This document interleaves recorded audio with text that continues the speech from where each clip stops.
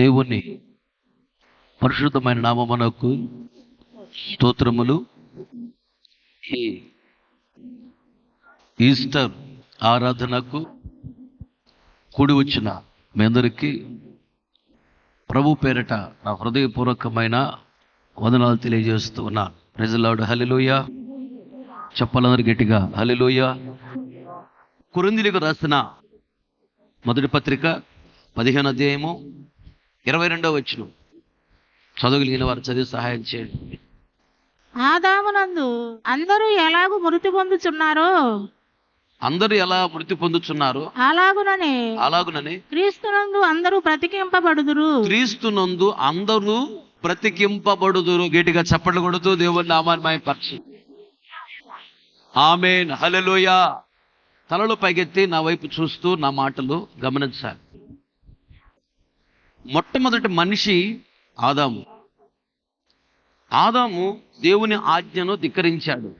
ఆజ్ఞ అతిక్రమమే పాపం. పాపం వల్ల వచ్చిన జీతమే మరణం. వాస్తవంగా దేవుడు మనిషిని సృష్టించినప్పుడు మరణాన్ని సృష్టించలేదు. ఆదాము చేసిన పాపాన్ని బట్టి మరణం వచ్చింది. మరణము ఆ ఆదాము అవ్వ పిల్లలమైన భూలోకులు ప్రతి మనిషికి అప్పుడు మరణం వచ్చింది.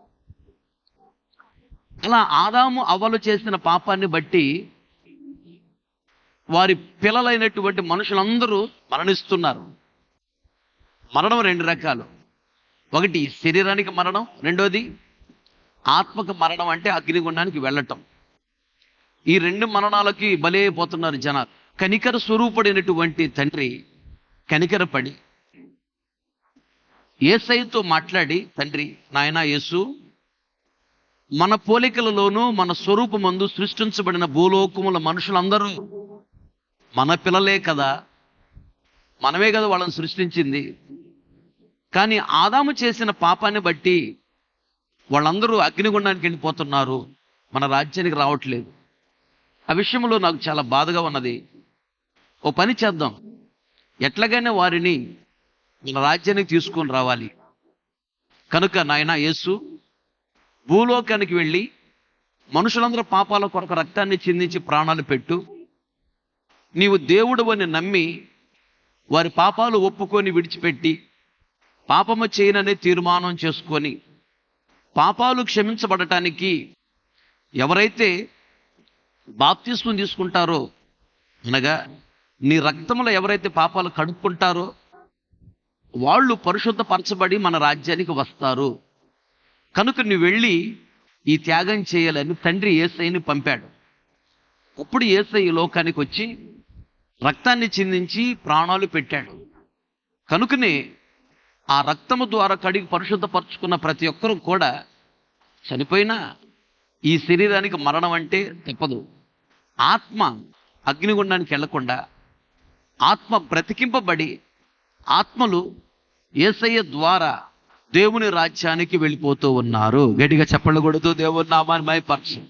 ఆమేన్. హల్లెలూయా. ఆదామును బట్టి మనుషులందరికీ మరణం వచ్చింది. యేసయ్యను బట్టి మనుషులందరికీ ఏమొచ్చింది? జీవం వచ్చింది. యేసయ్య చనిపోయి తిరిగి లేచాడు. ఆయన నమ్ముకున్న వాళ్ళు, ఆయన కోసం బ్రతికిన వాళ్ళు కూడా చనిపోయినా అలా తిరిగి లేస్తారు అని యేసయ్య నిరూపించాడు. నేను తిరిగి లేచినట్లుగా నా వాక్యానుసారం ఎవరైతే బ్రతుకుతారో మీరు కూడా తిరిగి లేస్తారు, మిమ్మల్ని లేపుతాను, నా రాజ్యంలో చేర్చుకుంటానని దేవుడు వాగ్దానం చేసి ఉన్నాడు. అలాగే యేసయ్య తిరిగి లేచాడు. ఈరోజు ప్రపంచమంతా చేసుకుంటారు. ప్రపంచమంతా చేసుకునే పండగ ఏంటో తెలుసా? ఒకటి క్రిస్మస్, 2 గుడ్ ఫ్రైడే, 3 ఈస్టర్. యేసు ప్రభుకు సంబంధించినటువంటి ఇవి మాత్రమే ప్రపంచమంతా చేసుకుంటారు. ఏ దేవుడికి సంబంధించినవి ప్రపంచమంతా చేసుకోరు. ప్రపంచమంతా ఆరాధించే దేవుడు ఎవరైనా ఉన్నారంటే ఒకే ఒక దేవుడు, యేసయ్య మాత్రమే. కొటిగట్టిగా చప్పట్లు. ఆమేన్. హల్లెలూయా. మనం ఆరాధించే దేవుడు అనామకుడు కాదు. మనం ఆరాధించే దేవుడు చిన్న చితక దేవుడు కాదు. మనం ఆరాధించే దేవుడు చేతగాని వాడు కాదు. మనం ఆరాధించే దేవుడు ఎవరు అనుకుంటున్నావు? ఆయన ఒక్కడే దేవుడు. దేవునికి స్తోత్రం. ఆయన నిజమైన దేవుడు. హల్లెలూయా. దేవుడని పిలిపించుకోవటానికి యోగ్యుడు ఆయన ఒక్కడే. ప్రపంచములో తెరువబడిన సమాధులు రెండే రెండు. ఒక సమాధి యేసయ్య సమాధి, రెండోది లాజరు సమాధి. అది కూడా యేసయ్యే లేపాడు. తనంతట తానుగా లేచిన దేవుడు అనేవాడు ఎవడో లేడు భూమి మీద. ఒక్క యేసయ్య మాత్రమే మరణాన్ని జయించి తిరిగి లేచాడు. మృత్యుము చేయుడు.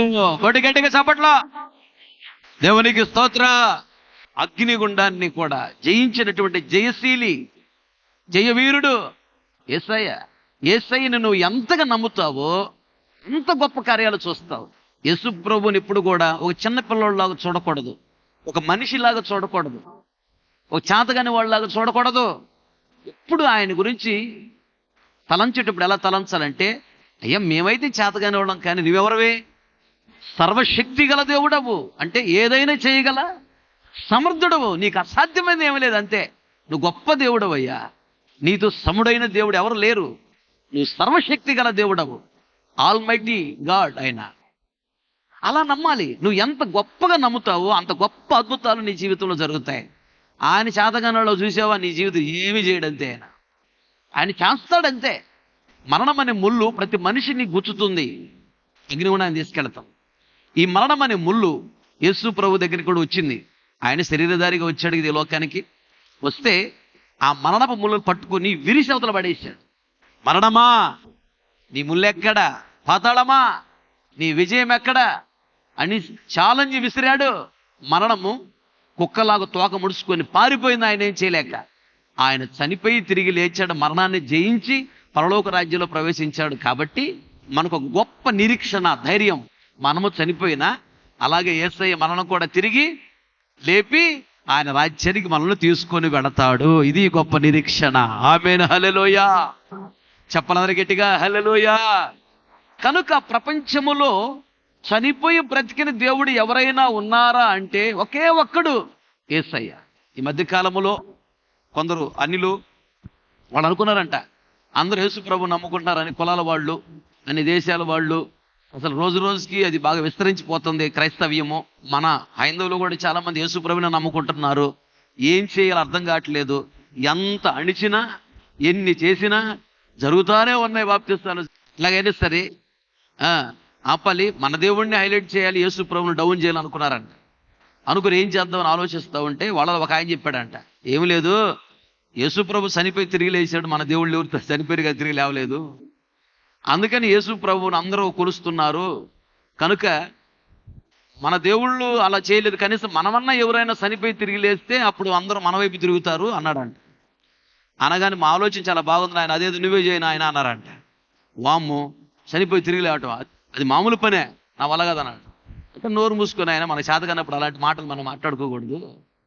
ఆయన దేవుడు ఏదైనా చేయగల సమర్థుడు, మనుషుడు చేయగలరా? చేయలేరు.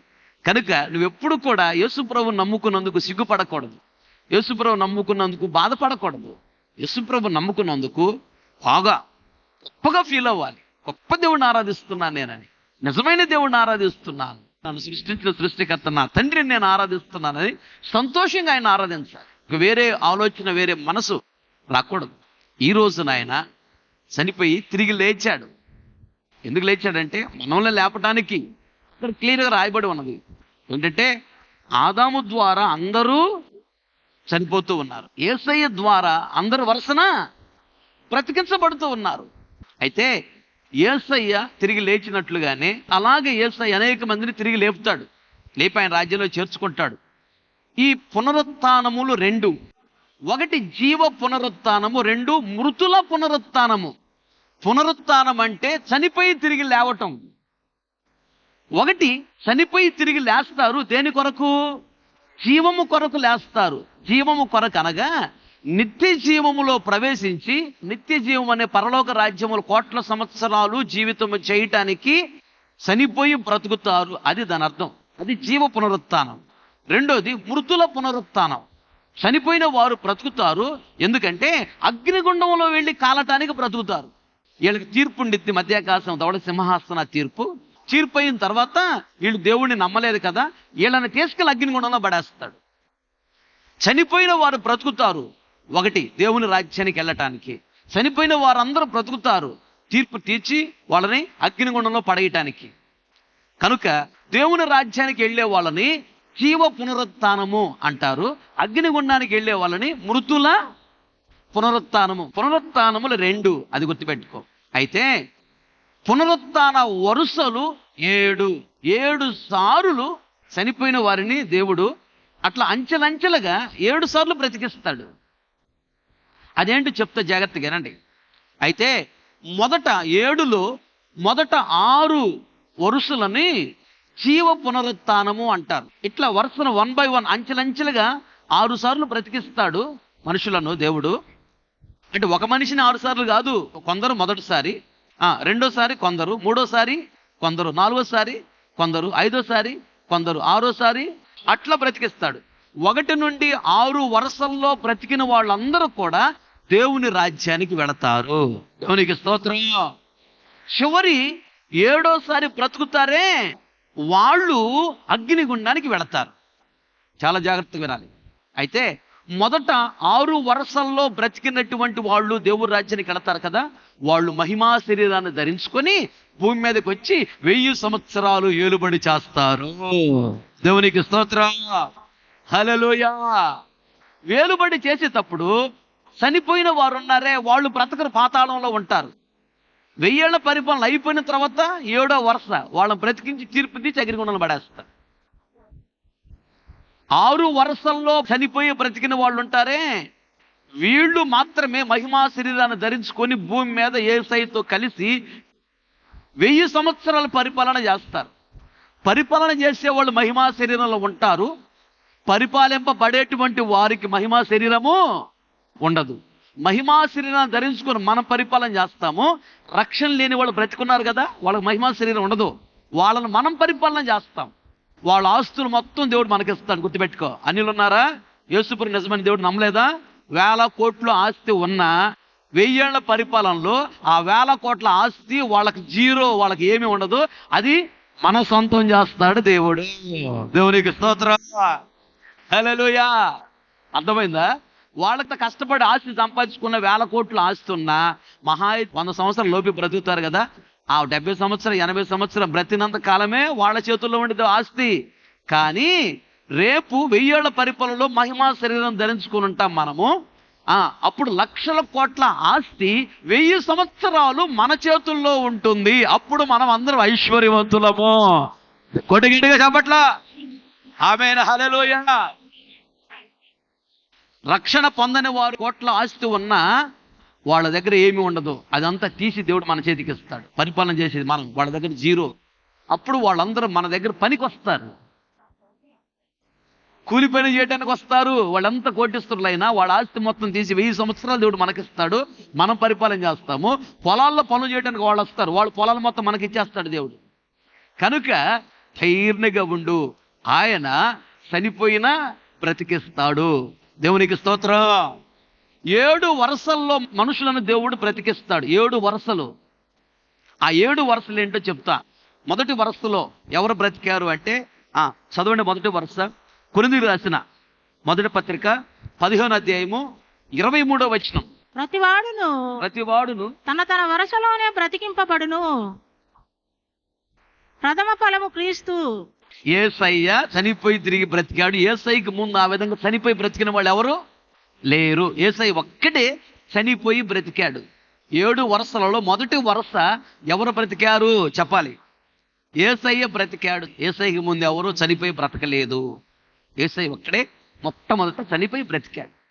అది మొదట వరుస. ఆయన ఎందుకు అట్లా బ్రతికాడు అంటే యేసయ్య త్యాగము గలవాడు. తన ప్రాణ ఆత్మ శరీరాన్ని యేసయ్య ఏం చేశాడు? త్యాగం చేశాడు. మన కొరకు తన ప్రాణాన్ని ఆత్మను శరీరాన్ని అప్పగించుకున్నాడు. నువ్వేమిచ్చావు దేవునికి?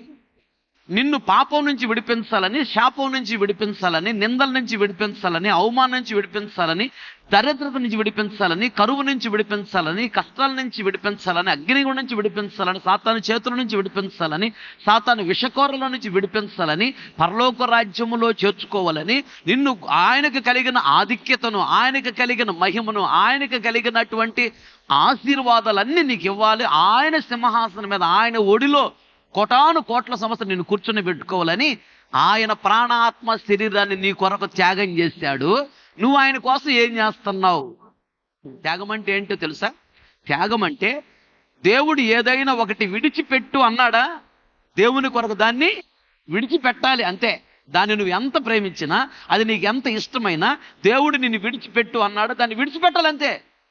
దాన్ని త్యాగము అంటారు. తండ్రి చెప్పాడు, నాయనా భూలోకానికి వెళ్ళి యేసు నువ్వు ప్రాణాలు పెట్టాలయ్యా అన్నాడు. ఇంకేం మాట్లాడు, సరేనయ్యా అన్నాడు అంతే. అది త్యాగం.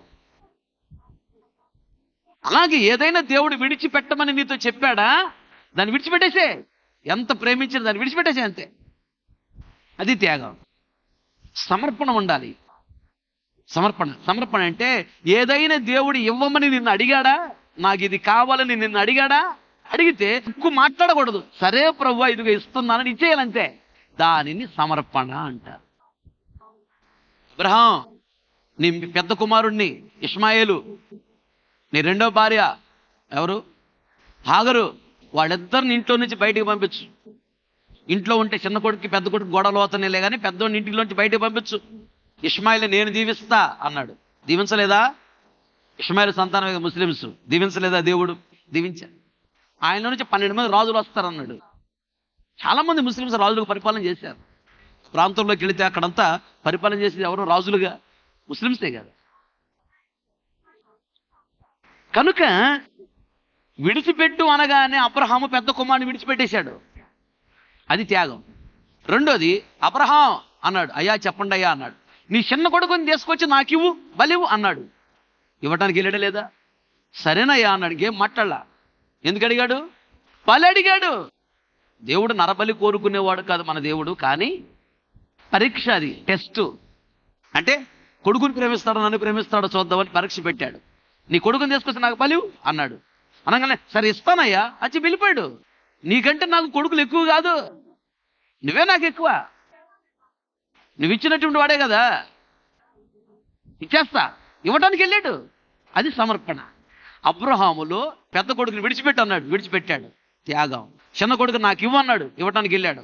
సమర్పణ. త్యాగము సమర్పణ రెండు అబ్రహాములో ఉన్నాయి కాబట్టి అబ్రహాము ప్రపంచంలోనే గొప్పవాడయ్యాడు. దేవునికి స్తోత్రం. దేవుని రాజ్యంలో ఉన్నాడు. అలాగే ఇవ్వమని అడిగాడా, ఇచ్చే. వదిలిపెట్టమన్నాడు, వదిలిపెట్టా. డిగ్రీ వరకు చదివించారు మా అమ్మ మా నాన్న, కష్టపడి కూలి పని చేసి. ఒక గవర్నమెంట్ లిమిటెడ్ కంపెనీలో జాబ్ వచ్చింది. జాబ్ చేస్తూ ఉన్నా, నెలలకు డబ్బులు పంపిస్తున్నా ఇంటికి, జీతం బాగానే ఉంది లైఫ్.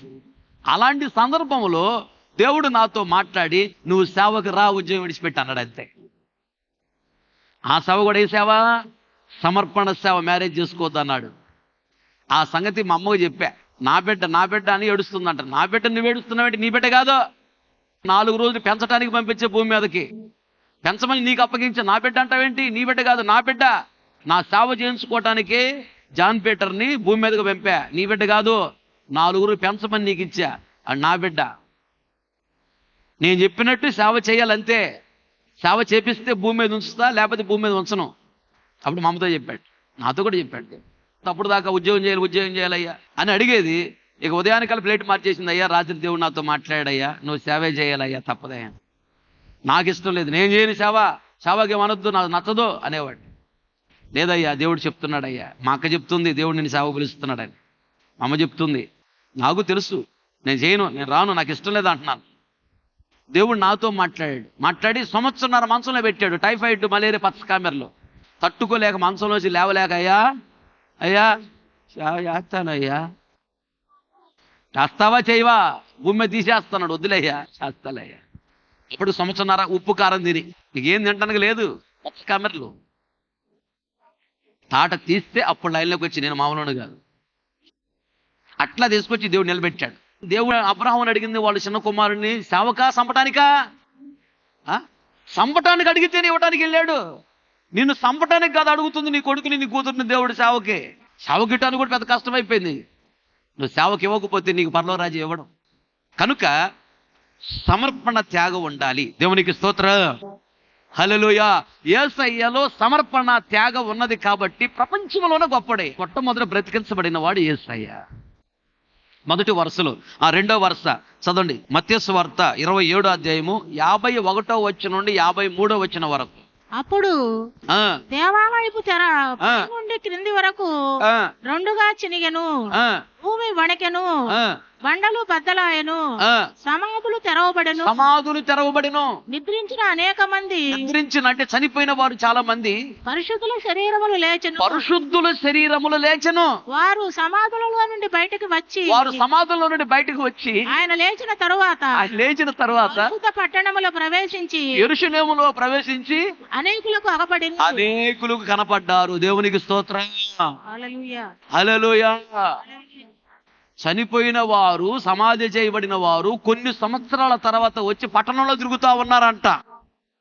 ఏమనుందా ఇంకా? ఇప్పుడు మీ నాన్న బాప్తిసం తీసుకోవడం చనిపోయాడు అనుకో సంవత్సరం 2 సంవత్సరాల క్రితం. ఇప్పుడు ఆయన మామూలుగా నువ్వు ఆరాధన అయిపోయిన తర్వాత నీ కనపడి పలకరించాడు అనుకో, ఇంకేమనుందా? నెక్స్ట్ ఇంకో నీకు పెట్టి తయారు చేయాల్సి వచ్చింది. యేసు ప్రభు ఎప్పుడైతే తిరిగి లేచాడో ఆయనకి ముందు కొందరు చనిపోయి ఉన్నారే పరిశుద్ధంగా బ్రతికిన వాళ్ళు సమాధులు కూడా తిరుగుబడి సమాధిలోంచి వాళ్ళు లేచి యెరూషలేము పట్టణంలోకి వచ్చి ప్రమాణ పట్టణంలో తిరుగుతున్నాడు. ఏమయ్యా బాగున్నావా, ఏంటి సంగతులు బాగున్నావా, నేను ఈ రోజు బతికానని.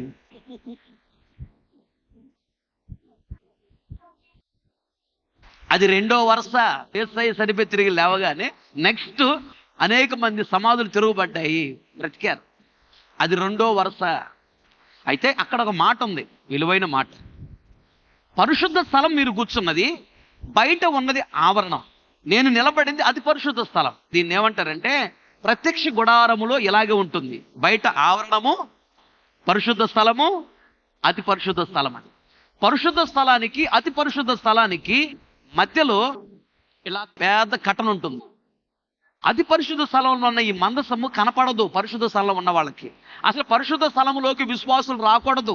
పరిశుద్ధ స్థలంలోకి చిన్న పాస్టర్లు వస్తారు, అతి పరిశుద్ధ స్థలంలోకి చిన్న పాస్టర్లు రాకూడదు. పెద్ద పాస్టర్ గారు వస్తాడు ఇక్కడికి. పెద్ద పాస్టర్ గారు కూడా సంవత్సరానికి ఒకసారి రావాలి ఇక్కడికి. అది కూడా రక్తం 2 పాత్రలో తీసుకొని ఒక పాత్రలో రక్తము పెద్ద పాస్టర్ గారు చేసిన పాపాల నిమిత్తము రక్తాన్ని ప్రోక్షిస్తాడు మందసం చుట్టూ తిరుగుతూ. రెండో పాత్రలో రక్తము చిన్న పాస్టర్లు విశ్వాసులు అందరూ చేసిన పాపాల నిమిత్తము ఆ రక్తాన్ని తీసుకెళ్ళి ఇలా అతి పరిశుద్ధ స్థలములో మందసము చుట్టూ రక్తాన్ని ప్రోక్షిస్తాడు స్తుతిస్తూ. అప్పుడు దేవుడు ఆ పెద్ద పాస్టర్ గారిని క్షమిస్తాడు, చిన్న పాస్టర్లను క్షమిస్తాడు, విశ్వాసులందరినీ ఇజ్రాయేల్ని క్షమిస్తాడు. సంవత్సరానికి ఒకసారి పెద్ద పాస్టర్ గారు అతి పరిశుద్ధ స్థలంలోకి వస్తాడు రక్తాన్ని ప్రోక్షించడానికి. సంవత్సరం అంతా కూడా ఆ పెద్ద పాస్టర్ గారు అక్కడే ఉండి పరిశుద్ధ స్థలంలో పరిచర్య చేస్తాడు.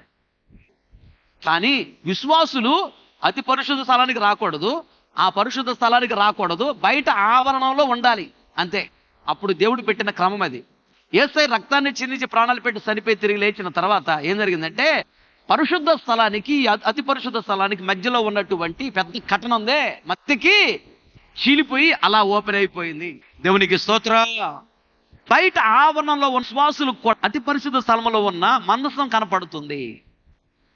పరిశుద్ధ స్థలములో ఉన్నటువంటి ధూప వేదిక, దీపవృక్షము, సన్నిధి రొట్టెల బల్ల కూడా బయట విశ్వాసులు కూడా అవి కనపడుతున్నాయి.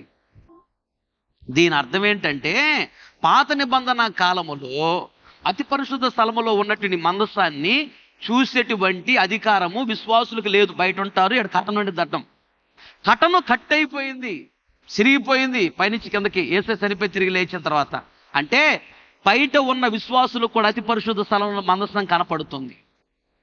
అంటే అర్థం ఏంటంటే పాత నిబంధన కాలములో తండ్రి అనే దేవుడు విశ్వాసులకు కనపడడు, విశ్వాసులతో మాట్లాడాడు, చాలా తక్కువ మాట్లాడటం. అందుకని మోషేతో చెప్తాడు, మోషే నువ్వు సీనాయి పర్వతం మీద రా, నీతో నేను మాట్లాడతా. ఇశ్రాయేలు మాత్రము ఎక్కడుండాలి? పర్వతం ఎక్కాల. వాళ్ళు ఎక్కడుండాలంట? అసలు పర్వతం దగ్గర కూడా రాకూడదు విశ్వాసులు. అర్థమైంది? ఇప్పుడు ఇజ్రాయేలు అంటే విశ్వాసులు, సేనాయి పర్వతం దగ్గరకు కూడా రాకూడదు వాళ్ళు. సేనాయి పర్వతం పైకి ఎక్కిరా నువ్వు, నీతో మాట్లాడతా. చూసావా, సేవకుడము పర్వతం మీదకి వెళ్ళి దేవుని ముఖాముఖిగా మాట్లాడాలి. విశ్వాసులు మాత్రము పర్వతము ఎక్కకూడదు. ఎక్కడ ఉండాలంట? దగ్గరకు కూడా రాకూడదు, దూరంగా ఉండాలంట. విశ్వాసులకు పాత నిబంధన కాలంలో దేవుడు కనపడడు, మాట్లాడడు విశ్వాసులతో. సేవకుడు కనపడతాడు, సేవకులతో మాట్లాడేవాడు పాత నిబంధన కాలంలో. అయితే యేసయ్య రక్తాన్ని చిందించి ప్రాణాలు పెట్టిన తర్వాత కృప పెరిగింది. ఈ అడ్డుగా ఉన్న కట్టని చిరిగిపోయి ప్రక్కకెళ్ళిపోయింది. బయట ఉన్న విశ్వాసులకు కూడా ఈ మందసం కనపడుతుంది. అనగా యేసయ్య ఈ త్యాగము చేసిన తరువాత వచ్చిన కృప ఏంటంటే, ఇప్పుడు విశ్వాసులకు కూడా యేసయ్య కనపడుతున్నాడు, విశ్వాసులతో కూడా మాట్లాడుతున్నాడు, విశ్వాసులకు దేవుడు దగ్గరగా ఉంటున్నాడు. దేవునికి స్తోత్రం చెప్పాలి గట్టిగా, హల్లెలూయా.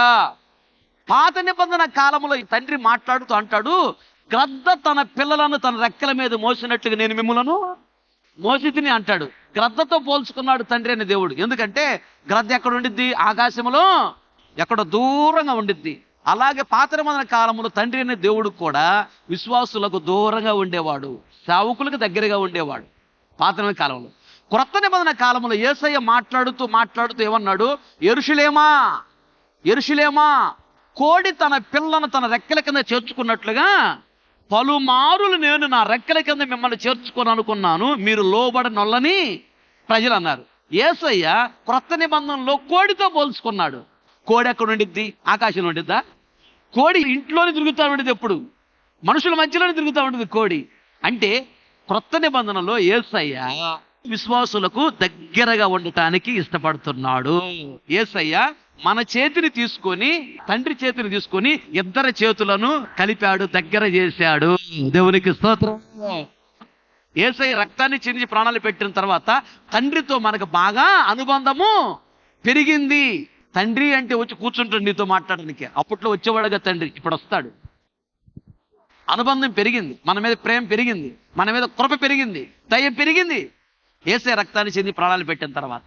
మొదటి వరుసలో యేసయ్య తిరిగి లేచాడు. రెండో వరుసలో కొందరు పరిశుద్ధులు సమాధిలో నుంచి లేచారు. మూడో వరుసలో ఎవరు లేపబడతారు? చదవండి, తెస్సలోనికి రాసినటువంటి మొదటి పత్రిక 4వ అధ్యాయము 16-17 వచనాలు.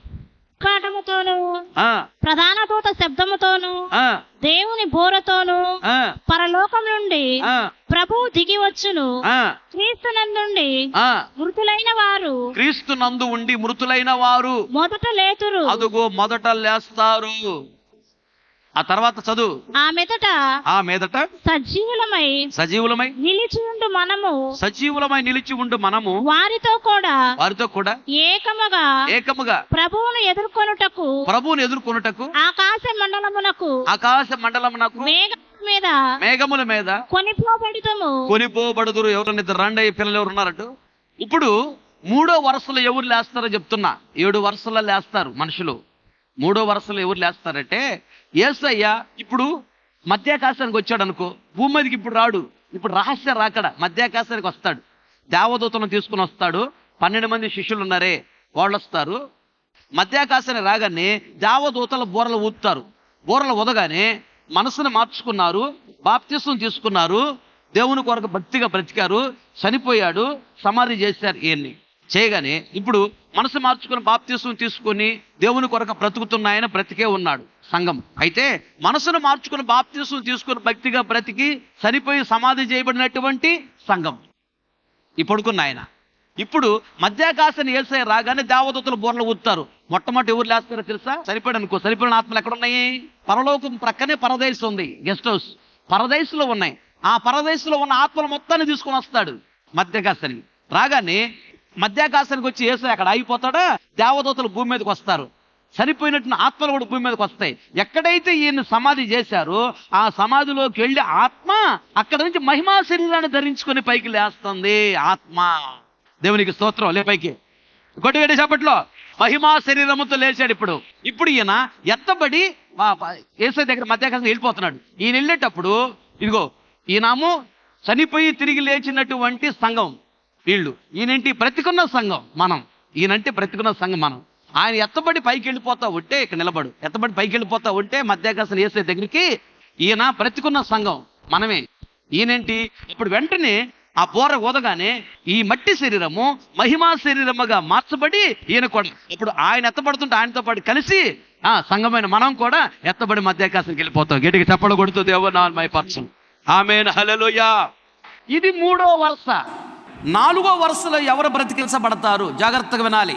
4వ వరుస ఎవరంటే సంఘం ఎత్తబడిన తర్వాత భూమి మీద 7 సంవత్సరాలు ఏం జరుగుతుంది చెప్పండి? శ్రమల కాలం. మొదటి 3.5 సంవత్సరాలు శ్రమల కాలం, తర్వాత 3.5 సంవత్సరాలు మహాశ్రమల కాలం. ఎత్తబడిన సంఘానికి మధ్యాకాశంలో ఏం జరుగుతుంది? 7 సంవత్సరాలు విందు జరుగుతుంది. ఇక్కడ 7 సంవత్సరాల సాతాను పరిపాలన, శ్రమల కాలం జరుగుతుంది. అప్పుడు ఏం జరుగుతుందంటే కొందరు మనసు మార్చుకున్నారు, బాప్తిసం తీసుకున్నారు, వాక్యానుసారంగా నడవలేదు, సరిగా ఆదివారం మందిరానికి రాలేదు, నామకార్థంగా బ్రతికారు, వాళ్ళు ఎత్తబడలేదు, వాళ్ళు విడిచిపెట్టబడ్డారు. భక్తి గలవారు వెళ్ళిపోయారు, భక్తి లేని వాళ్ళు విడిచిపెట్టబడ్డారు. కానీ వీళ్ళు బాధపడతారు. యేసుప్రభు నిజమైన దేవుడు నమ్మాము, మనసు మార్చుకున్నాము, బాప్తిసం తీసుకున్నాము, వాక్యానుసారంగా బ్రతకలేదు, ఎత్తబడలేకపోయాము, అమ్మో నరకానికి వెళ్ళిపోతామని ఏడుస్తూ ఉంటారు. ఇలాంటి వాళ్ళకు సువార్త చెప్పడానికి హానోకు ఏలియా భూమి మీదకి వస్తారు. దేవునికి స్తోత్ర. సంఘం ఎత్తబడగానే వాళ్ళిద్దరు దిగుతారు భూమి మీదకి, యెరూషలేముకి వస్తారు ఇద్దరు. వాళ్ళు ఎందుకు వస్తారు? వాళ్ళిద్దరు చనిపోకుండానే దేవుని రాజ్యానికి వెళ్ళారు, పరదేశికి వెళ్ళారు. హానోకు ఏలియా వాళ్ళు వచ్చి మళ్ళీ చనిపోయి మహిమా శరీరం ధరించుకొని వెళ్ళాలి. ఎందుకు? రక్త మాంసములు దేవుని రాజ్యాన్ని స్వతంత్రించుకున్నారు. ఈ రక్త మాంసాలతో వెళ్ళారు వాళ్ళు. ఈ రక్త మాంసాలతో పరలోక రాజ్యంలో ఉండడానికి అధికారం లేదు. పరలోక రాజ్యంలో లేరు, పరదేశంలో ఉన్నారు. వాళ్ళు వచ్చి ఇక్కడ చనిపోయి మహిమా శరీరం ధరించుకొని అప్పుడు మళ్ళీ ఎత్తబడాలి. వాళ్ళు వచ్చి విడిచిపెట్టబడిన వారికి సువార్త చెప్తారు. అమ్మా నువ్వు మనసు మార్చుకున్నావు, బాప్తిసం తీసుకున్నావు, వాక్యానుసారంగా బ్రతకలేదు, ప్రతి ఆదివారం మందిరానికి రాలేదు, అందుకని నువ్వు విడిచిపెట్టబడ్డావు, ఎత్తబడలేదు, నువ్వేం కంగారు పడగాక, నీకు ఇంకో ఛాన్స్ ఉంది. ఏంటో తెలుసా? 666 ముద్ర వేయించుకోమంటారు. నుదుటి మీద నీవు వేయించుకోవద్దు, ముక్కు కోస్తారు, వేయించుకోవద్దు, చెయ్యి నరుగుతారు, వేయించుకోవద్దు, 666 ముద్ర, కాళ్ళు నరుగుతారు, వేయించుకోవద్దు, కత్తితో పొడుస్తారు, వేయించుకోవద్దు, మెడ నరికేస్తారు, అయినా వేయించుకోవద్దు. వేయించుకోకుండా ఉంటే మరలా నీకు ఒక ఛాన్స్ ఉంది పరలోక రాజ్యానికి వెళ్ళటానికి. ప్రజలాడు హల్లెలూయా. అలా సువార్తను ప్రకటిస్తూ ఉంటారు. అప్పుడు క్రీస్తు విరోధిగా ఏం చేస్తాడో తెలుసా? ఏంట్రా సువార్త ప్రకటిస్తున్నారు భూమి మీద? వాళ్ళిద్దరే, ఇంకెవరు ప్రకటించలేరు. ఇంకా భక్తి గల పాస్టర్లు అందరూ వెళ్ళిపోయారు. ఇంకెవరున్నారు భూమి మీద? భక్తి లేని పాస్టర్లు ఉంటారు, భక్తి లేని విశ్వాసులు ఉంటారు. ఇంకెవరు సువార్త ప్రకటిస్తారు? వాళ్ళిద్దరు యెరూషలేములో సువార్త ప్రకటిస్తే ప్రపంచం మొత్తానికి టీవీల ద్వారా ప్రచారం అవుతూ ఉంటుంది. దేవునికి స్తోత్రం. అయితే వాళ్ళు సువార్త ప్రకటిస్తూ ఉంటే వాళ్ళని ఇబ్బంది పెట్టడానికి క్రీస్తు విరోధి వస్తాడు. వాళ్ళిద్దరికి ఇచ్చినటువంటి అభిషేకం ఏంటో తెలుసా? వాళ్ళ నోటితో అని ఊదితే అగ్ని వచ్చి కాల్చేసిద్ది. అంత పవర్ ఉంటుంది వాళ్ళిద్దరికి భూమి మీద. అలాగే నీళ్ళను రక్తంగా మార్చే పవర్ ఉండదు వాళ్ళకి. అట్లా వాళ్ళ మాట వినకపోతే వాళ్ళని ఇబ్బంది పెడితే కొందరు నోటి నుంచి అగ్ని పంపించి కాల్ చేస్తారు. అలాంటి చేస్తున్నప్పుడు చాలామంది వీళ్ళిద్దరు ఎప్పుడు చేస్తారా బాబు, నీళ్ళను రక్తంగా మార్చారు, తాగటానికేమో నీళ్లు లేవు, నీళ్ళని రక్తం అయిపోయిన ఈ ప్రాంతంలో, వీళ్ళిద్దరు ఎప్పుడు చేస్తారా బాబు, వీళ్ళని చంపలేకపోతున్నాం మనము. ఎందుకు? వాళ్ళ దగ్గర అతీతమైన శక్తులు ఉన్నాయి, ఆ పవర్ ఉంది వాళ్ళ దగ్గర, వాళ్ళని ఎవరేం చేయలేరు. వీళ్ళు ఎప్పుడు చేస్తారా అని ఎదురు చూస్తూ ఉంటారు చాలామంది అన్యులు. అయితే మొత్తం మీద క్రీస్తు విరోధిగాడు ఘటసర్పం పెద్ద సైతంతో కలిపి వీళ్ళని చంపేస్తాడు. అంటే దేవుడే అధికారం ఇస్తాడు చంపడానికి, వీళ్ళని చంపేస్తాడు. ఎందుకు? ఇద్దరు హతసాక్షులు కావాలి కదా. 3.5 రోజులు యెరూషలేములో వాళ్ళ యొక్క సేవలు అలాగే ఉంటాయంట. అప్పుడంట ప్రపంచమంతా చూస్తారని 2000 సంవత్సరాల క్రితం బైబిల్ రాసి ఉంది. హానోకు ఏలి ఇద్దరు యెరూషలేము చనిపోతే ప్రపంచమంతా ఎలా చూస్తారు అప్పుడు అర్థం కాల. ఇప్పుడు మనకు అర్థమవుతుంది. చూస్తారా లేదా? యెరూషలేములో ఏం జరుగుతుంది ఇప్పుడు మనకు తెలియదా? మాట్లాడేంటి? టీవీల ద్వారా మనం చూస్తాం. సెల్ ఫోన్లో వస్తాయి కదా, ఫేస్బుక్లో పెడతారు కదా, ఫేస్బుక్ల ద్వారా చూడొచ్చు, వాట్సాప్ ద్వారా చూడొచ్చు, ఇన్స్టాగ్రామ్ ద్వారా చూడొచ్చు. అంటే అర్థం ఏంటంటే టీవీలు వస్తాయి, సెల్ ఫోన్లు వస్తాయి అని దేవుడు 2000 సంవత్సరాల క్రితమే చెప్పున్నాడు. దేవునికి స్తోత్రం. వాళ్ళు చనిపోయిన తర్వాత 3.5 దినాలు యెరూషలేములో ఆ వీధులు అలాగే ఉంటారు. వాళ్ళు ఎవరు పట్టించుకోరు, వాళ్ళు ఎవరిని సమాధి చేయరు, అలాగే ఉంటారు. అయితే వీళ్ళని తీసుకెళ్ళటానికి యేసయ్య మధ్యాకాశానికి వస్తాడు. వీళ్ళు మట్టి శరీరం మహిమాశరీరం ధరించుకుని హానోకు ఏలియా ఎత్తబడి దేవుని రాజ్యానికి వెళతారు. ఇది 4వ వరస. దేవునికి స్తోత్రం. చెప్పాలి గట్టిగా హల్లెలూయా. అది 4వ వరస. చదవండి, అది చూపిస్తా వాక్యం. ప్రకటన గ్రంథం 11వ అధ్యాయము 8వ వచనం నుండి 12వ వచనం వరకు. వారి శవములు ఆ మహాపట్టణపు సంత వీధిలో పడియుండును. వానికి ఉపమాన రూపముగా సొదొమ అనియు ఐగుప్తు అనియు పేరు. అచ్చట వారి ప్రభువు కూడా సిలువ వేయబడెను. మరియు ప్రజలకును వంశములకును ఆయా భాషలు మాట్లాడు వారికిని జనములకును సంబంధించిన వారు 3 దినములున్నరా వారి శవములను చూచుచు వారి శవములను సమాధిలో పెట్టనీయరు. ఈ ఇద్దరు ప్రవక్తలు భూనివాసులను బాధించినందున భూనివాసులు వారి గతి చూచి సంతోషించుచు వాళ్ళు చనిపోయారని వాళ్ళ గురించి అంట బహుమతులు పంపించుకున్నారంట. ఆనోకాడు చచ్చిపోయాడు, ఏలియా చచ్చిపోయాడని బహుమతులు పంపించుకుంటారంట చాలా మంది అన్యులు. ఉత్సహించుచు ఒకనికొకడు కట్నములు పంపుకొందురు. ఒకడికొకడు కట్నాలు పంపించుకుంటారంట. అయితే ఆ 3 దినములున్నరైనా పిమ్మట దేవుని యొద్ద నుండి జీవాత్మ వచ్చి, అదిగో దేవుని యొద్ద నుండి జీవాత్మ వచ్చి వారిలో ప్రవేశించిన కనుక వారి పాదములు ఊని నిలిచిరి. లేచి నిలిచిరి. వారిని చూచిన వారికి మిగులు భయము కలిగెను. అప్పుడు ఇక్కడికి ఎక్కి రండని పరలోకము నుండి గొప్ప స్వరము తమతో చెప్పుట వారు విని మేఘారూఢులై పరలోకమునకు ఆరోహణమైన. చాలు, దేవునికి స్తోత్ర చెప్పాలి గట్టిగా హల్లెలూయా. అది 4వ వరుస. 4వ వరుసలో ఆనోకు, ఏలియా ఎత్తబడతారు. అయితే మొదటి 3.5 సంవత్సరాలు 666 ముద్ర వేయించుకోమంటే విడిచిపెట్టబడినటువంటి విశ్వాసులు ఉంటారు కదా, విడిచిపెట్టబడిన సేవకులు ఉంటారు కదా. 666 ముద్ర వేయించుకోమంటే క్రీస్తు విరోధి, మేము వేయించుకోము, చచ్చిపోయినా పర్వాలేదు, మేము ఎట్టన్న దేవురాజ్యానికి వెళ్ళాలి, మేము వేయించుకోమని మొండికి తిరిగారు కదా. అప్పుడు క్రీస్తు విరోధి కూడా ఏం చేస్తాడు, ఒకరోజు వచ్చి ముక్కు కోసిపోతాడు. హాస్పిటల్కి వెళ్ళి చూపించుకోవడానికి కుదరదు. 660 ముద్ర లేకపోతే హాస్పిటల్లో జాయిన్ చేసుకో. రక్తం గారిపోతున్న కట్టు కూడా కట్టరు, ట్యాబ్లెట్ కూడా ఇవ్వరు, హాస్పిటల్లో జాయిన్ చేసుకోరు.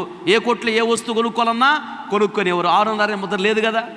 చేయి నరిగిపోతారు 2 రోజు వచ్చి, 3 రోజు వచ్చి మళ్ళీ ఈ చేయి నరిగిపోతారు. ఏంటో మరి ఇప్పటికైనా మనసు మార్చుకున్నావా లేదా? 660 ముద్ర వేయించుకోవా? నువ్వు చంపినా నేను వేయించుకోను, కాలు నరికి వెళ్తారు. బాధ, రక్తం కాతారు పడిద్ది, ములుగుతారు పెట్టారు. 660 ముద్ర వేయించుకోవా? నేను వేయించుకోను. ఈడితే ఎందుకు గోలా వేసేయండి అంటారు. అప్పుడు మెడకాయ నలికేసి వెళ్ళిపోతారు, చచ్చిపోయారు. ఇట్లా మొదటి 3.5 సంవత్సరాలు 666 ముద్ర వేయించుకోకుండా దేవుని కొరకు చనిపోయిన వాళ్ళు ఉంటారే, వీళ్ళని హతసాక్షులు అంటారు. బలిపీఠం కింద ఉన్నవారు అంటే వీళ్ళు. అంటే బలిపీఠం అనగా దాని అర్థం ఏంటంటే తీర్మానము. వీళ్ళు దేవుని కొరకు తీర్మానంలో నిలబడి చనిపోయిన వారు హతసాక్షులు. వీళ్ళ కొరకు 3.5 సంవత్సరాల తర్వాత మరలా మధ్యాకాశానికి వస్తాడు. దాని గురించి చెప్పిన మాటలేంటి? ఆయన అర్ధరాత్రి వచ్చునేమో అనందే. అర్ధరాత్రి అంటే ఇది దాని అర్థం. అర్ధరాత్రి అంటే రాత్రి జాములో మధ్యలో వస్తాడని అర్థం. రాత్రి అనగా చీకటి అనగా సాతాను రాజ్యం. సాతాను రాజ్యంలో మధ్యలో వస్తాడంట. సాతాను రాజ్యం అంటే 7 సంవత్సరాల శ్రమల కాలం. 7 సంవత్సరాల శ్రమల కాలం మధ్య అంటే 3.5 సంవత్సరాల తర్వాత వస్తాడు. ఎందుకు వస్తాడంటే మొదటి 3.5 సంవత్సరాలు దేవుని కొరకు 666 ముద్ర వేయించుకోకుండా చనిపోయారే, వీళ్ళని తీసుకెళ్ళడానికి వస్తాడు. వీళ్ళందరూ ఎత్తబడి మరలా దేవుని రాజ్యానికి వెళ్ళిపోతారు. ఇది 5వ వరుస. దేవునికి స్తోత్రం చెప్పాలందరూ గట్టిగా హల్లెలూయా. ప్రకటన గ్రంథం 20:4 వచ్చిన చూడు. అంతటా సింహాసనములను చూచితిని, వాటి మీద ఆసీనులై ఉండు వారికి విమర్శ చేయుటకు అధికారం ఇయ్యబడను.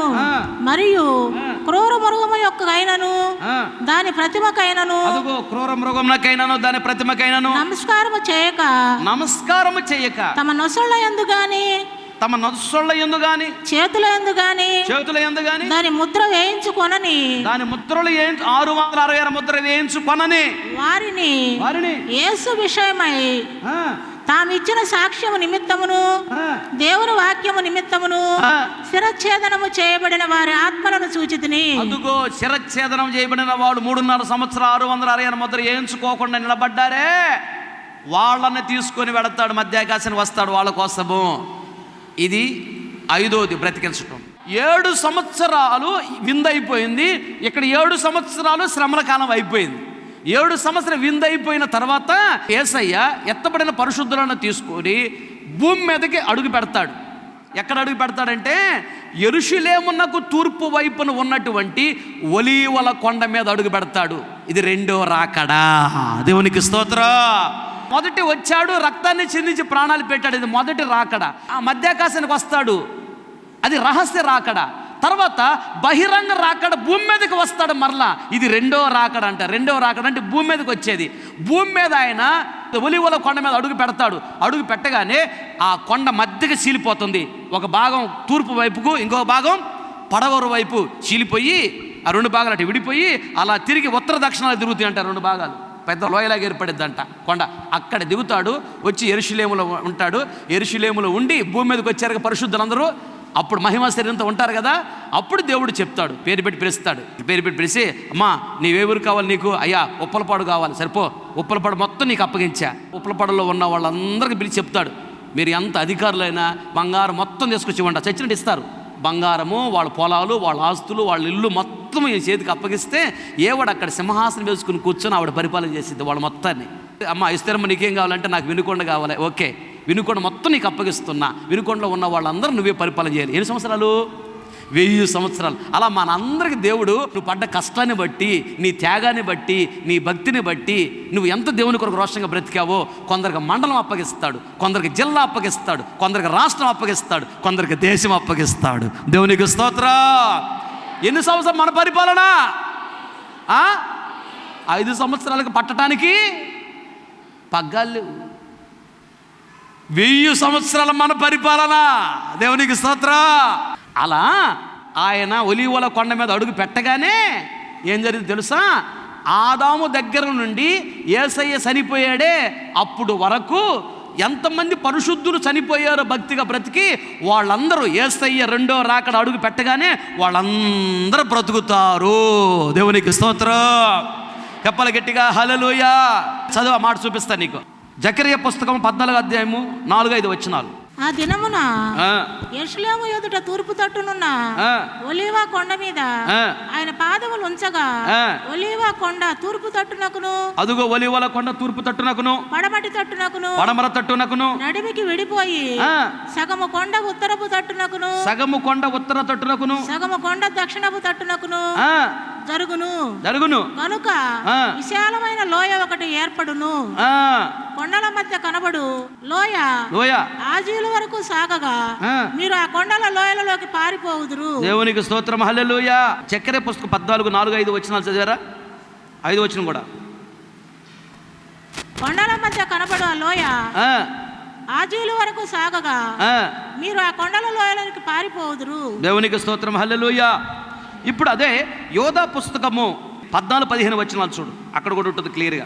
ఆదాము మొదలుకొని 7వ వాడైన అదుగో 7వ వాడైన హానోకు కూడా వీరిని గూర్చి ప్రవచించి ఇట్లా నేను ఇదిగో అందరికిని తీర్పు తీర్చుటకును వారిలో భక్తిహీనులందరూ భక్తిహీనముగా చేసిన వారి భక్తి క్రియలన్నింటిని గూర్చి భక్తిహీనులైన పాపులు తమకు విరోధముగా చెప్పిన కఠినమైన మాటలన్నిటి గూర్చి వారిని ఒప్పించుటకును ప్రభు తన వేవేల పరిశుద్ధుల పరివారముతో వచ్చెను.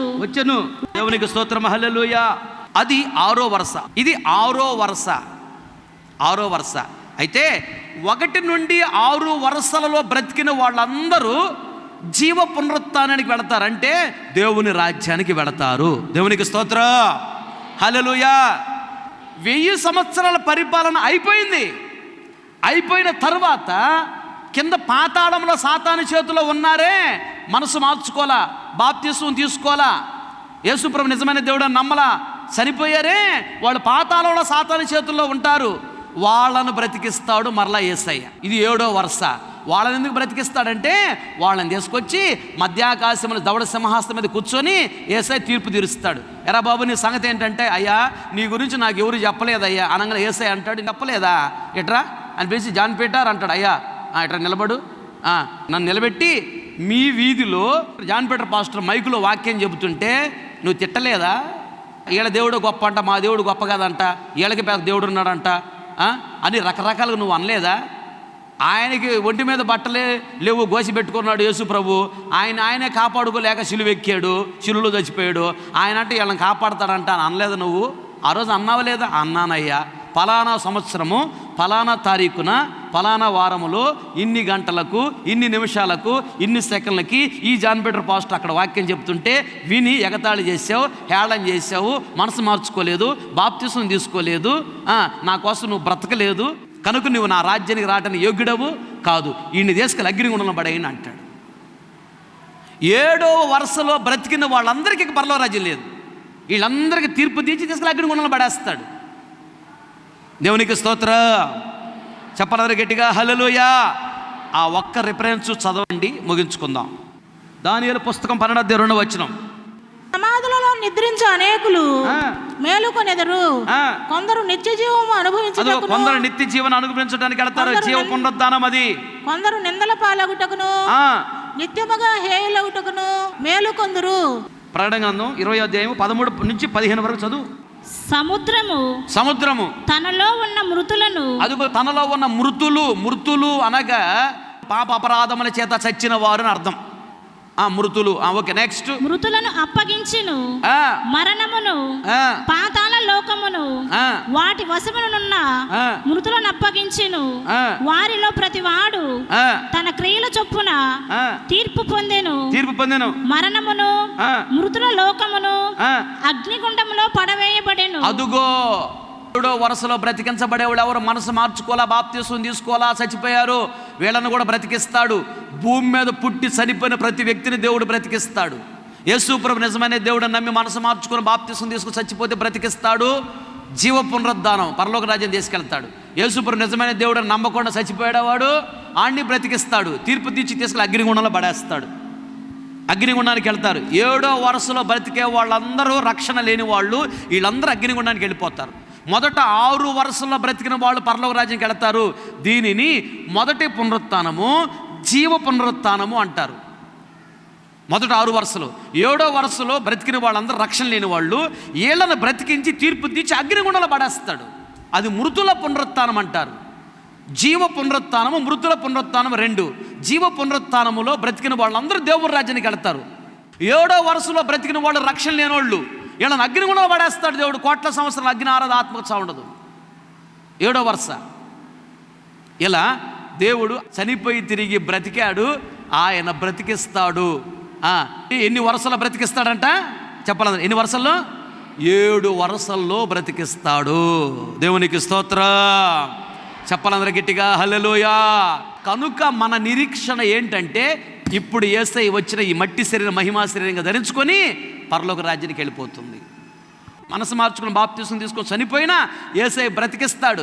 బ్రతికించి తీర్పు తీర్చి ఆయన రాజ్యంలో చేర్చుకుంటాడు. ఆయన రాజ్యానికి వెళితే దుఃఖం లేదు, కన్నీళ్ళు లేవు, అప్పులు లేవు, రోగాలు లేవు, నిందలు లేవు, అవమానం లేదు, దరిద్రత లేదు, కరువు లేదు, వంట చేసే పని లేదు, అంట్లు కడుక్కునే పని లేదు, బట్టలు ఉతికే పని లేదు, కష్టపడే పని లేదు, ఇక ఉద్యోగం చూసుకునే పని లేదు, వ్యాపారం చేసే పని లేదు, చదువుకునే పని లేదు. ఇంకెప్పుడు దేవుడిని స్తుతించుకుంటూ సంతోషంగా, ఇక ఆ దుఃఖం ఉండదు, అసలు దుఃఖం గుర్తు కూడా రాదు. ఎప్పుడు గొప్ప సంతోషంతో, సమాధానంతో, నెమ్మదితో మహిమ శరీరానికి అన్ని సమృద్ధిగా ఉంటాయి. చాలా సంతోషం. ఎన్ని సంవత్సరాలు, ఎన్ని కోట్ల సంవత్సరాలైనా గొప్ప సంతోషము, సమాధానం, నెమ్మది పరలోక రాజ్యంలో ఉంటుంది. దేవునికి స్తోత్రం. అది ఈ రోజున యేసయ్య చనిపోయి తిరిగి లేచాడు కనుకనే ఎంత ఘనత, ఎంత ఆధిక్యత, ఎంత లాభము, ఎంత ఆశీర్వాదము, ఎంత గొప్ప నిరీక్షణ మనకు వచ్చింది. కృప విస్తరించింది. ఈ రోజున అపారమైన కృప విస్తరించింది యేసయ్య చనిపోయి తిరిగి లేచిన తర్వాత. పాపాన్ని నుంచి విడిపించే కృప, సాతాన్ని నుంచి విడిపించే కృప, సాతాన్ని జయించే కృప, దీవెన పొందే కృప, సాతాను కోటగొడలు కుప్ప కూల్చే కృప, దేవుని రాజ్యానికి వెళ్ళే కృప, కృప విస్తరించింది. ఇది కృపాకాలము చివరి గడియలు అంటారు. మోకరించండి, ప్రార్థన చేస్తాం. జయించుటకే జగతికి వచ్చిన విశ్వ విజేయుడా, జయమునే బానిస చేసిన విజయ వీరుడా, జయకేతనం నాకు నొసగిన నా నిజ స్నేహితుడా, జయగీతం నోరారా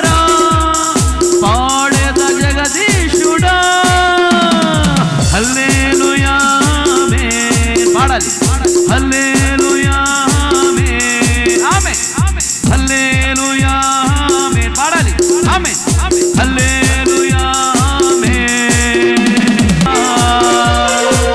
జయమునే ఆనిస చేసిన విజయ వీరుడా. గట్టిగా చప్పట్లు కొట్టు. గ్లోరీ ఆమేన్ ఆమేన్ పాడాలి.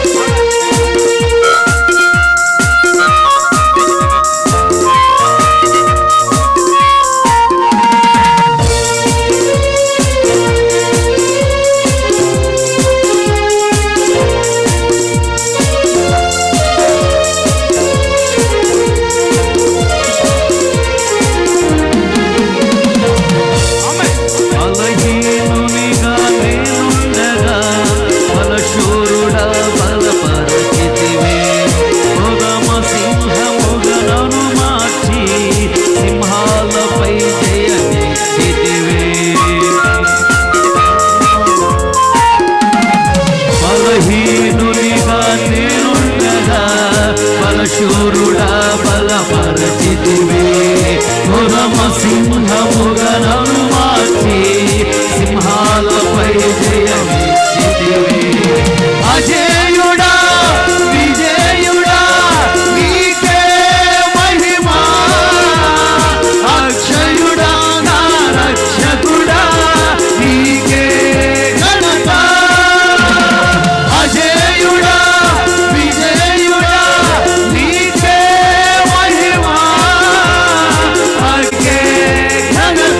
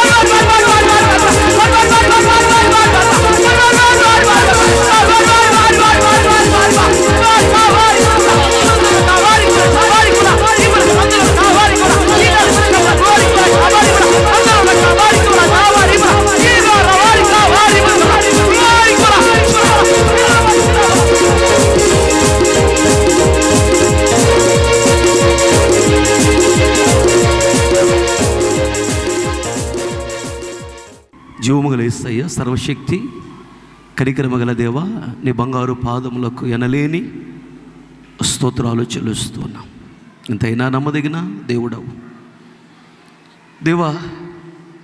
గడిచిన 2024 సంవత్సరాల క్రితము శరీరధారికి లోకానికి దిగివచ్చి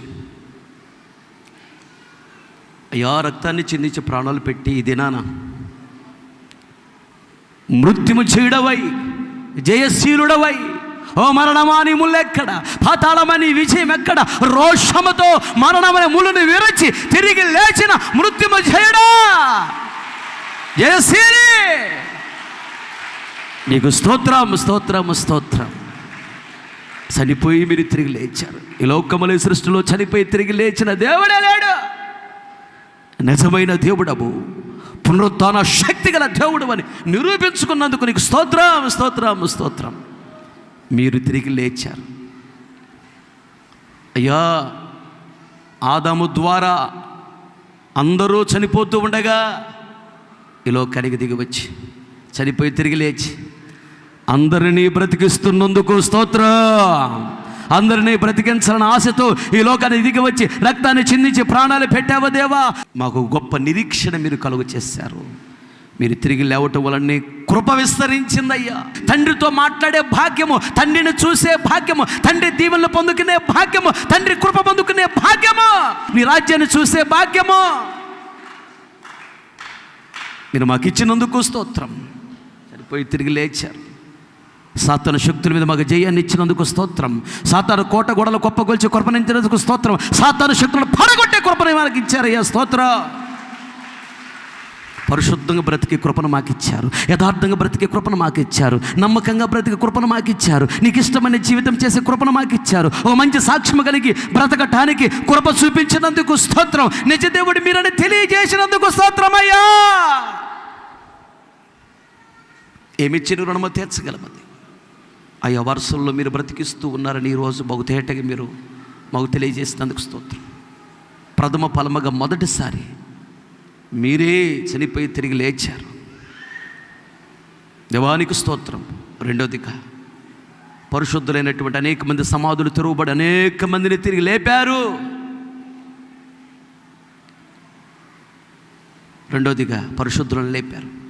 మూడోదిగా రహస్య రాకడ మధ్యాకాశానికి మీరు రానై ఉన్నారు. దేవదూతల బోరల బొదగానే అయ్యా నేను నమ్ముకొని మనసు మార్చుకుని బాప్తిసం తీసుకొని భక్తిగా బ్రతికి చనిపోయినటువంటి వారి ఆత్మలు పరదేశులు ఉన్నారు. వారిని తీసుకొని రావడానికి మీరు సిద్ధంగా ఉన్నారు. మీరు మధ్యాకాశానికి వచ్చినప్పుడు ఆత్మలు భూమి మీదకి వచ్చి ఎక్కడైతే సమాధి చేయబడ్డారు అక్కడే మహిమా శరీరాన్ని ధరించుకొని లేస్తాయని వాళ్ళు ఎత్తబడి నీ ఎద్దకు వస్తూ ఉన్నప్పుడు సజీవులమైన మేము కూడా దేవా నీ కొరకు బ్రతుకుతున్నటువంటి మేము కూడా సంఘమైన మేము కూడా ఈ మట్టి శరీరం మహిమా శరీరముగా మార్చబడి వారితో పాటు మేము కూడా బ్రతికించబడి ఎత్తబడి దేవా నీ ముందు నిలబడతామని ఇది 3వ వరసని మీరు మాకు తెలియజేస్తారు. స్తోత్రం. సంఘం ఎత్తబడిన తర్వాత 7 సంవత్సరాలు, మొదటి 3.5 సంవత్సరాల శ్రమల కాలం, నెక్స్ట్ 3.5 సంవత్సరం మహాశ్రమల కాలం ఉంటుంది. మొదటి 3.5 సంవత్సరములు ఒకవేళ విడిచిపెట్టబడిన వారు 666 ముద్ర వేయించుకోవద్దు, మరొక ఛాన్సు ఉన్నది. చిత్రహింసలు పెట్టిన చంపిన 666 ముద్ర వేయించుకోవద్దని చెప్పడానికి, సువార్తను ప్రకటించడానికి హానోకి ఏలి అనే ప్రవక్తలు భూమి మీదకి వస్తారని, సువార్తను ప్రకటిస్తారని ఘట సర్పం చేత చంపబడి వారు కూడా మహిమా శరీరాన్ని ధరించుకొని ఎత్తబడతారని, వారిని తీసుకెళ్ళడానికి మధ్యాకాశానికి మరలా మీరు రానయ్యన్నారు. వారు ఎత్తబడతారని, బ్రతికించబడతారని ఇది 4వ వరుస అని మీరు మాకు నేర్పించినందుకు స్తోత్రం, తెలియజేసినందుకు స్తోత్రమయ్యా. అలాగే 3.5 సంవత్సరాలు 666 ముద్ర వేయించుకోకుండా కొట్టిన, తిట్టిన, చిత్రహింసలు పెట్టిన, చంపిన 666 ముద్ర వేయించుకోకుండా బలిపీఠం కింద ఉన్నవారు అనగా తీర్మానంలో నిలబడిన వారు, క్రీస్తు విరోధి చేతిలో చనిపోయిన వారు, వాళ్ళందరూ తీసుకెళ్ళటానికి 3.5 సంవత్సరముల తర్వాత మరలా మధ్యాకాశానికి రానయ్యున్న దేవానికి స్తోత్రము. ఇది 5వ వరుస అని మీరు మాకు నేర్పించారు, తెలియజేసినందుకు స్తోత్రమయ్యా. 6వదిగా 7 సంవత్సరం విందు అయిపోయిన తర్వాత భూమి మీదకి మీరు అడుగు పెడతారు. ఇది 2వ రాకడ. ఒలీవల కొండ మీద మీరు అడుగు పెట్టడానికి సిద్ధంగా ఉన్నారు. ఒలీవల కొండ మీదకి మీరు వస్తారు. దేవ ఆదాము దగ్గర నుండి మీరు రక్తాన్ని చిందించి ప్రాణాలు పెట్టినంత వరకు కూడా ప్రభు ఈ మధ్య కాలంలో చనిపోయిన పరిశుద్ధులందరూ కూడా బ్రతికించబడతారని ఇది 6వ వరుస అని. ఇలా 6 వరుసలలో బ్రతికించబడిన వారే జీవ పునరుద్ధానికి వెళతారని, ఆ నిత్య జీవన పరలోక రాజ్యములో ప్రవేశిస్తారని. 1000 ఏళ్ల పరిపాలన అయిపోయిన తరువాత ఈ లోకములో యేసయ్య నువ్వు నిజమైన దేవుడు నమ్మకుండా, నీ వాక్యానికి లోబడకుండా, మనసు మార్చుకోకుండా, బాప్తిసం తీసుకోకుండా చనిపోయినటువంటి వారు, ఎన్ని ఆస్తులు ఉన్నా, బంగారం ఉన్నా, డబ్బులు ఉన్నా, అంతస్తులు ఏది ఉన్నా, నేను నమ్మకుండా చనిపోయినటువంటి వారు కూడా 1000 ఏళ్ల పరిపాలన తర్వాత బ్రతికించబడతారు. అది 7వ వరుస. 7వ వరుసలో పునరుత్థానం అవుతారని, మధ్యాకాశంలో తీర్పు తీర్చబడుతుంది. వారందరూ నిన్ను నమ్మలేదు కాబట్టి అగ్నిగుండానికి వెళతారని. మొదట 6 వరుసల్లో బ్రతికించబడిన వారు జీవ పునరుత్థానానికి, మీ రాజ్యానికి. 7వ వరుసలో బ్రతికించబడిన వారు మృతుల పునరుత్థానానికి అనగా అగ్నిగుండానికి వెళ్ళిపోతారని. 7 వరుసలలో బ్రతికించడానికి దేవా మీరు సిద్ధంగా ఉన్నారు. మొదట 6 వరుసలలో బ్రతికించబడిన వారే ధన్యులు అని, జీవ పునరుత్థానములో బ్రతికించబడిన వారే ధన్యులని మీరు మాకు తెలియజేస్తారు. దేవా నీకు స్తోత్రం. దేవా 6 వరుసలలో 3వ వరుసలోనే మేము సంఘం ఉండటానికి కృప చూపించమని అడుగుతున్నామయ్యా. మధ్యాకాశానికి రహస్య రాకడలు మీరు వచ్చినప్పుడు సంఘముగా మేము ప్రభువా మహిమా శరీరాన్ని ధరించుకొని కుటుంబ సమేతముగా మీ బిడ్డలందరము కూడా ధైర్యంగా నీ ముందు నిలబడి ఎత్తబడి మీ రాజ్యానికి రావాలి. ఆ 3వ వరుసలో మేము ఉండాలి ప్రభువా. అలా చేస్తున్నందుకు స్తోత్రం. ఈ నిరీక్షణ కలిగి అందరూ బ్రతకాలయ్యా. ఆ 3వ వరుసలో నేను ఉండాలని ఒక రోషము, ఒక వైరాగ్యము కలిగి, ఒక పట్టుదల కలిగి, ఒక మంచి సాక్ష్యము కలిగి, పరిశుద్ధముగా, యథార్థముగా, నమ్మకముగా, రోషముగా నేను బ్రతకాలి. ఆ 3వ వరుసలో ఎత్తబడాలి. ఆయన రాజ్యంలో నేను ఉండాలని ఆశ, ఆకాంక్ష, పట్టుదల కలిగి ప్రతి ఒక్కరు బ్రతకటానికి మీలో ఉన్న వైరాగ్యం, రోషం, పట్టుదల, ప్రార్థనా జీవితం, వాక్యాసన జీవితం, జయ జీవితం వీళ్ళందరికీ అనుగ్రహించమని బ్రతిమలాడుతున్నా. బయలుదేరి వెళుతున్నారయ్యా. మీ సన్నిధి సముఖాన్ని తోడుగా ఉంచండి. సకాలంలో క్షేమంగా వెళ్ళటానికి కృప చూపించండి. యేసు నామములు అడిగి పొంది నాము తండ్రి, ఆమె. మన తండ్రి అయిన దేవుని ప్రేమ, కుమారుడిని యేసుక్రీస్తు వారి కృప, పరిశుద్ధాత్ముని అన్యోన్య సహవాసము, సన్నిధి సముఖం చేరున మనకును ప్రపంచంలో సకల కోటి పరిశుద్ధులందరికీ మరి ముఖ్యముగా వాక్యాన్ని మీరు తీర్మానం చేసుకుని ప్రతి ఒక్కరు దృష్టి ఉంచి ఆశీర్వదించి అంతవరకు దేవుడు నడిపించునుగాక. ఆమె. హల్లెలూయా, హల్లెలూయా,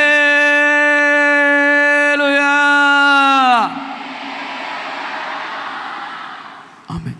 ఇంతటితో ఈ ఆదివారపు ఆరాధన ముగించబడింది. ఓపికతో వాక్యం విన్న మీ అందరికీ ప్రభు పేరిట నా హృదయపూర్వక వందనాలు తెలియజేస్తున్నాం.